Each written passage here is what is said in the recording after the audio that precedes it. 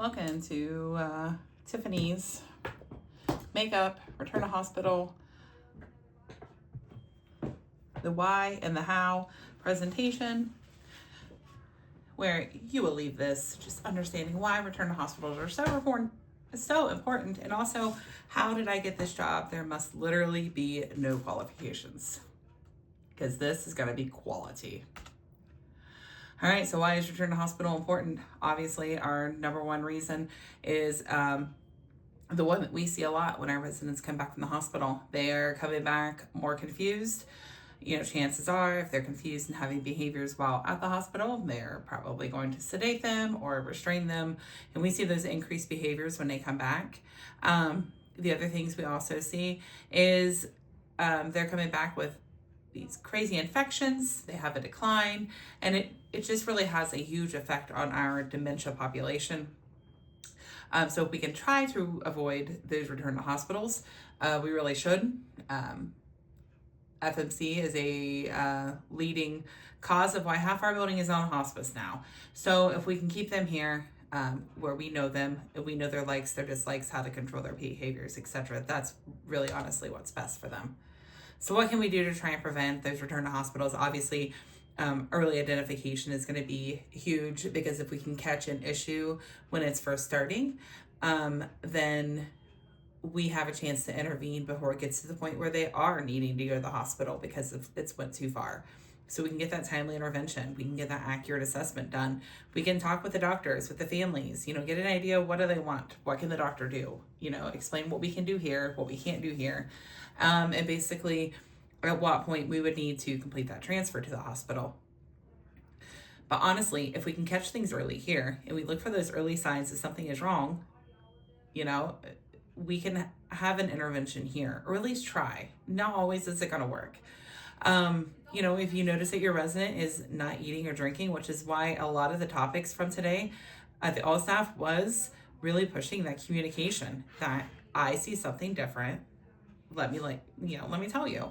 And then the nurse takes it from there. And the nurse uses her nursey spidey senses, and she interprets the data that the STNAs are bringing her, and getting something on board. 2 days of not eating or drinking is not normal, and that alone will cause a change in condition, because now they're dehydrated. It doesn't take much. They don't have the same amount, of fluid floating around in their bodies once they get to a certain age as we do, and it doesn't take much to dehydrate them or to lead them into malnutrition. So picking up on that information early, and completing those vital signs and looking at the vital sign trends is going to tell us a lot. So here at the facility, we have some tools at our fingertips. Obviously, the stopwatch tool, which the STNAs, or actually anybody can fill out, but they need to be giving this to the nurse and be like, this is what I'm seeing wrong. After the nurse is done, they've addressed it, they didn't give it to the unit manager. So that way we have that communication, we can continue to follow up. The care pathways, which you guys all received a copy of, and also they're going to be laminated and kept one at each nurse's station. They give you those ideas on what you can do when you don't know what what you should suggest to the physician. The SBAR tool we're going to complete. Those really should be completed before they go to the hospital. Before you communicate to the provider. SBAR is designed to help guide you. It's almost a template on how to make an educated phone call to the provider, so that way you know all the answers to what they might ask, and you yourself might see a trend or something that you did not realize. So you might see, oh my gosh, yeah, they've, I see the change in their blood pressure and their pulse for the last 3 days, and so you can pick up on that. On that note, we've got our vital signs equipment. We also have glucometers, which really, we should be checking glucose on anybody that has a huge change in condition, because just because they are not diagnosed as a diabetic does not mean that they cannot have hypo or hyperglycemia. We also can get stat labs. Unfortunately, we cannot get stat x-rays, but we can get some stat labs here. We also have the other one on our fingertips. It is the IV hydration and crisis. We have nebulizers, a spirometry for those respiratory cases. And of course, don't forget your eyes, ears, nose, and your fingers, which are well-trained nursing machines. One of the things I mentioned is the hypodermoclysis. This is something that I had never done on a human. I've done it on farm animals, but never a human. So now I am trained and ready to go. Clysis is a nice, easy way that you can get some hydration into one of our patients that we're having a heck of a time getting an IV access in because either they have horrible veins, they're slightly dehydrated. Clysis takes all of that off the table and it doesn't matter. It can be completed by an LPN or RN under the direction of a doctor. I have the reasons there of why we can use it. Of course, it's mild to moderate dehydration, not severe. If they're just not eating or drinking well for a couple of days, if they have a UTI, we can use that to get some extra fluids in there because a lot of times we see that when our residents have a UTI, they eat and drink less because they don't feel good. And also you can use it for end-of-life comfort hydration, but that of course is up to the hospice company if they choose to use that or not. The typical rate, is not for you to decide what the rate is, but I do want you to know what the average rate is, and it is 30 to 75 milliliters per hour per site. You may use 2 sites at the same time, and that way you can get more in there. So you can put 1 on each side of the abdomen, or you could put 1 on each thigh. You can mix and match if you want. And that same site can be used for 5 to 7 days if they don't have any issues at the site. The most common areas, well, they say you can use the upper chest, which I don't really recommend in our population because typically there's not much of a fat padding up there. But we can basically use anywhere that we can squeeze a handful of fat tissue, so kind of think of it as a subcutaneous injection. But we can't really use the upper arms because the surface area isn't big enough. So just a large fatty area like the abdomen or upper thighs, those are good places that we can do those. You can only use isotonic solutions. You cannot use antibiotics or any medications. You cannot use hypo or hypertonic solutions. You can only use 0.9 LR and D5.9. You really don't need much for this. You just need the infusion set and then IV tubing, IV pole, and a transparent dressing. Make sure that your order for Clysis says what type of fluid, what rate, how fast are we going to infuse it, and what is our total volume that we're going to infuse. And then you're definitely going to want to have the order to monitor the infusion site just to make sure there's no redness, no sign of infection, no pain, and that your catheter is still in place. And we definitely want to monitor our patients, especially in this population, for signs and symptoms of fluid overload. We're going to look for that edema, obviously, in an area other than the infusion location. But if we're developing lower extremity or facial edema, shortness of breath, or crackles, we definitely want to stop the infusion and contact the provider because those are all signs of fluid volume overload. As far as the procedure, it's super easy. If you can do a sub-Q, you can do Clysis. So we're just going to clean our hands. We're going to apply clean gloves. We're going to clean the site of our choosing with antiseptic. And then we're just going to pinch the skin and the sub-Q tissue. Make sure that when you're pinching, you don't touch where you plan on putting the needle. And then we're just going to insert the catheter, bevel up at a 30 to 45 degree angle into subcutaneous space. Make sure that you have enough that you are not going into muscle. And then we're just going to cover the whole area with a big old Tegaderm. We'll take our tubing tail and we're going to create a loop and secure that away from the insertion site. So that way if it gets tugged on, it's just going to untape the loop. It is not going to be tugging on the insertion site. And then of course, as always, with any dressing you apply, we're going to date and initial it. Then you just continue as if it is any other IV. You're going to prime your tubing, you're going to hook it up to the catheter, and away you go. There's 2 examples of the forms I talked about. That's your stopwatch tool there on the left. That is where they can circle something. If they don't want to circle something, they just want to write a book on there, really, I don't care. On our forms, there is a spot at the bottom that has for the nurse to acknowledge that she has received it. So fill that out, and you can make notes on this as well. This form does not go into patient's chart, so you can write anything you want on this. If you want to draw me a picture, that's fine. But when you're done, put that in the unit manager's box out there at the nurse's station, so that way we can continue that follow-up. And then on the right, you have an example of the SBAR tool. And it really is just a way to help you have all your information available when you're reporting it to the doctor. You're going to check the chart, look at allergies, medication list, pharmacy number, pertinent labs, all of that stuff. I will say that for the allergies, anytime that you are calling for an antibiotic, you definitely need to know the allergies, because nothing irritates our providers more than giving you an order for an antibiotic and then you calling back saying, hey, they're allergic to it, because they love 2 calls almost as much as they love 1. These are examples of the care pathways, which you'll find one for just about anything you can think of that will be out at the nurse's station in a binder. I'm getting them laminated right now, so in case you spoil your lunch on them, you're not going to ruin them. The great thing about these is it starts up here. There's my mouse. It starts up here and it starts asking you questions. Do they have this, or this? And then it's going to tell you to get some vital signs. And you just keep following the arrows. And it's going to ask you, vital signs, are any of them in these criteria? Well, if they're all normal, your answer is going to be no. And you're good on here. It's going to continue on your assessment journey there. And it's going to keep kind of prompting you on what you need to be looking at. If at any point you say yes, it's going to take you over here, and it's going to tell you to go ahead and notify the doctor, the nurse practitioner, and see what they want to do. If you keep following the pathway of no on down, it gives you ideas of how you can manage each particular thing in the facility. And that's the area that was very useful to me as a brand new nurse. The Interact Care Pads were new when I was a new nurse.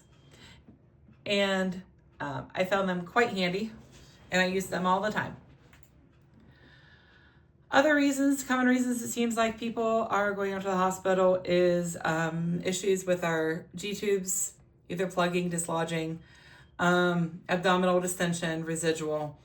Obviously, if we're having plugging, we do have the plugging tools, but if you keep seeing that, then we need to look at something new.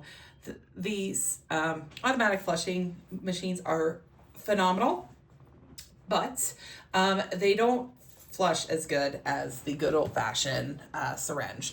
So if you're seeing a lot of problems, and maybe we can try increasing the frequency. We do have one resident on South Shore. His plugs constantly, so we're working on trying to get him in to just get that tube replaced, because we increased the frequency of his flushes. But it's just not quite getting the job done, and they said it is plugging quite often. But I will say that if that is my resident, I'm going to be, unless they have a diagnosis of like fluid volume overload or CHF or something, I'm going to be going down and shooting it in with my syringe, just little bits to get that tube completely clear. Just so that way I don't have to mess with the old unplugger thingy.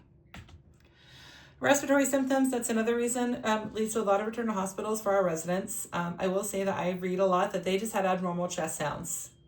That tells me and the provider absolutely nothing. So if you don't remember your lung sounds from nursing school, I highly recommend, there are a lot of phenomenal videos on the internet that'll give you the sounds that you're looking for. And this is a nice little kind of cheat guide, and it tells you what you should kind of do or what each lung sound could possibly mean. I love cheat sheets. I think we all know that now. So this is a really cool cheat sheet. Talks about stridor. If it is truly stridor, you got a problem. Okay, you need to get them out of this building. They could be choking. It could be anything else that is kind of obstructing that airway there, to be honest. Stridor means air is not moving.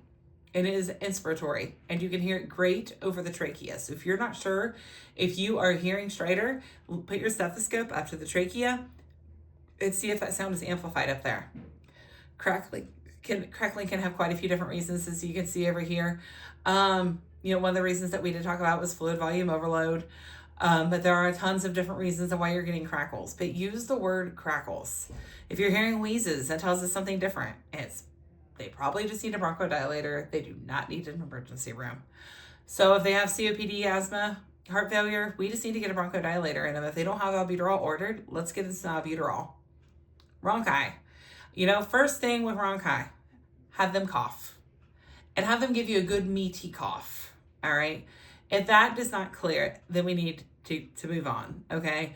As far as our assessment and notification of doctor to get additional orders. But this is not necessarily a 911 situation. Pleural friction or rub. That is one I've only heard this one a few times, but it obviously it does not clear at all. It does sound extremely similar to bronchi. So we just need to be making sure that we're doing that thorough assessment. So if you call the doctor and if you were saying bronchi, did it or did it not clear with cough? When you call doctors, say what you know.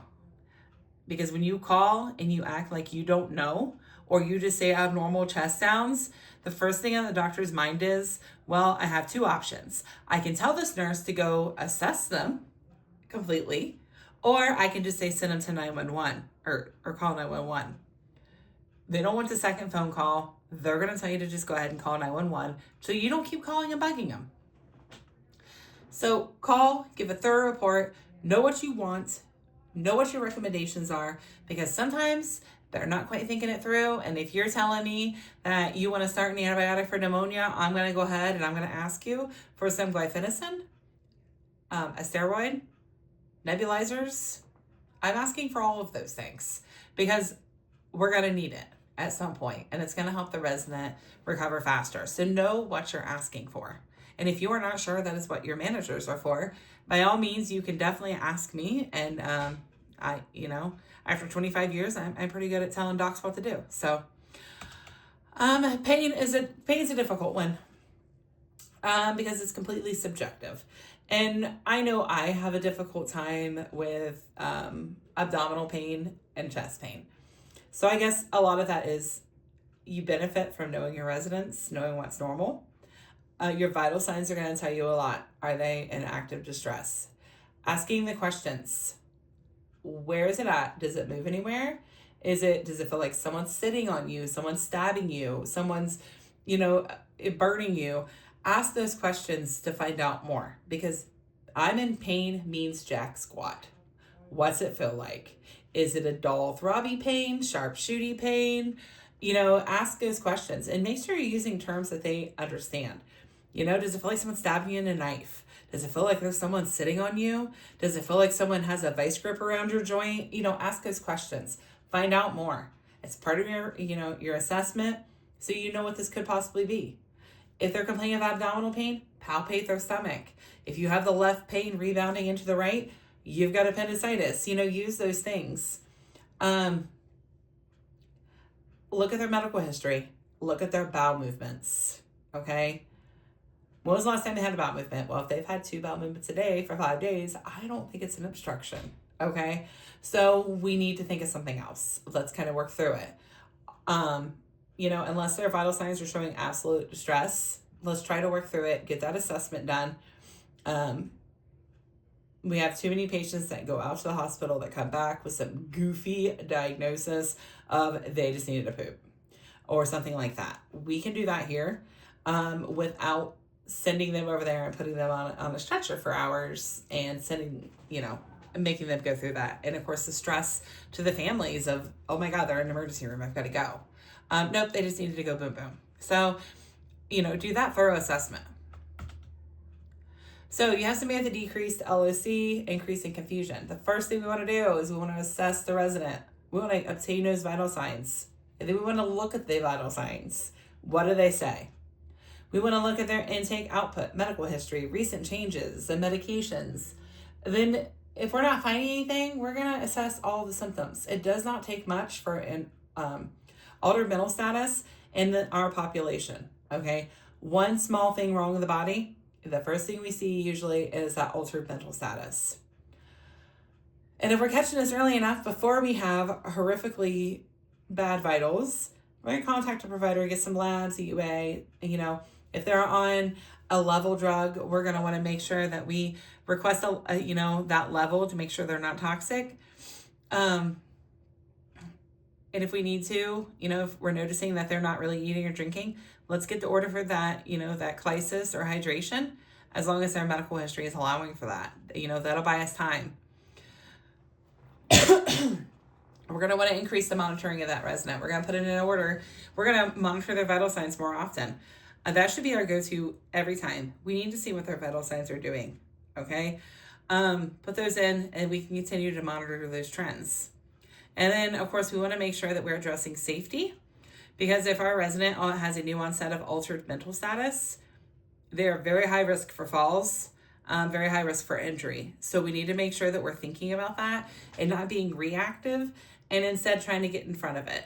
If this person is now unsteady on their feet and they're confused, we need to put measures in place to protect them in case they try to get up.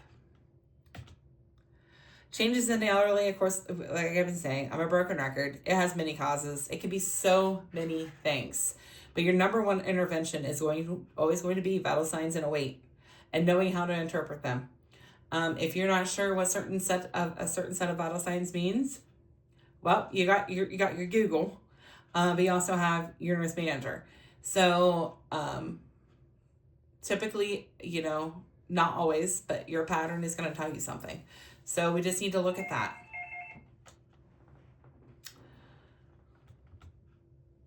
Key takeaways, we definitely want to focus on returning those return to hospitals. The biggest thing is we need to observe.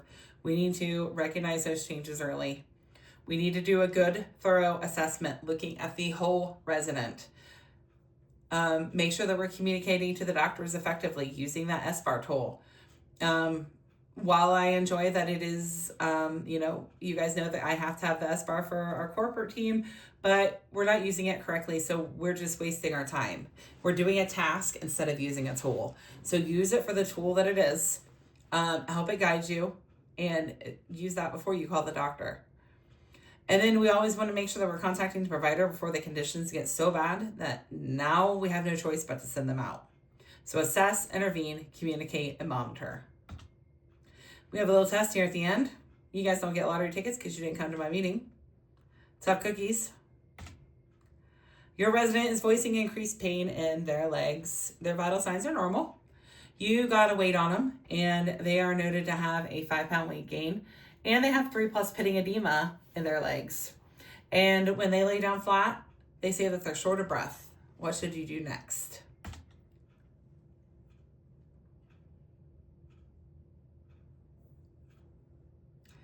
We're going to do 4, all of the above, because this is more than just pain. We now have what's likely causing the pain, and we have other clues as to what's causing the pain, right? So what are we going to ask the doctor for? What are we going, or why would we ask for that? After you have your thing in your head, what are you going to ask for? And what other interventions would you as a nurse recommend or put in place? Well, we're going to want labs. Should probably get a chest x-ray. Obviously not stat, but we'll get a chest x-ray. We're going to ask for a diuretic. If they don't have anything for pain, we might ask for some Tylenol or something for pain. Our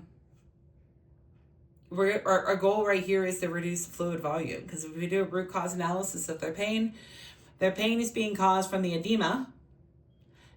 So we need to address what's causing the edema.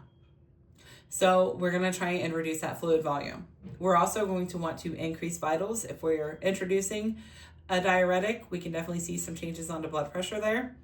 And that can cause to some orthostatic hypotension. So we need to be thinking about how do they ambulate. We also need to be getting them up and ambulating. We need to get that blood moving. Okay, help that edema. We always want to educate the resident, because we're starting a new medication, right? We all remember this from nursing school. Education. You'd be surprised what people who are not in the medical world do not know. And they don't realize that because you're giving them a water pill that it is going to cause them to have increased urination. And that is to be expected, and that is the body getting rid of fluid it does not need. And also possible adverse side effects. We got to think about those. We need to get some follow-up labs if it's more than a one-time dose diuretic, because we know that unless it's potassium sparing, our diuretics are going to deplete the potassium over time. So we need to keep an eye on those levels. A resident is noted to not be waking up at their normal time and slow to respond with verbal stimuli. Vital signs are normal. Physical assessment is normal. What you gonna do next?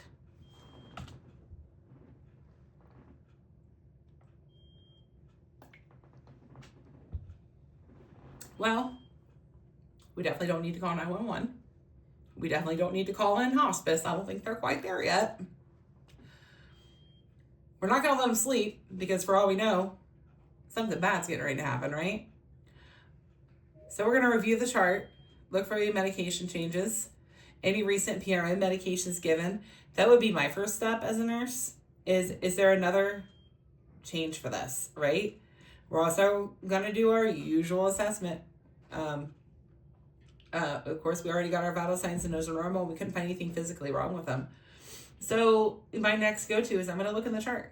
You know, maybe the nurse right before me gave them some oxycodone or gave them a PRN Ativan or something, and that's why they're snowed. You know, it could be many, many reasons. So we have to look at all of the possibilities there. The other good one is documentation, looking to see was the nurse having behaviors through the night. Were they up all night? Dementia residents sometimes get the night and days mixed up. We don't want to let that ride for long. We definitely want them awake during the day so that way they're eating and we can get them involved in activities. But that sometimes them being up all day does not guarantee that they're going to sleep at night. So, you know, we need to know those things. And that all right here, this documentation, this recent PRN, I should have gotten all that information in a good report. STNA reports that the resident is acting confused. They are weak. Their urine is strong smelling. They're not eating and they're refusing to drink. What are you going to do? This one we're going to put in order. What order are we going to do these items?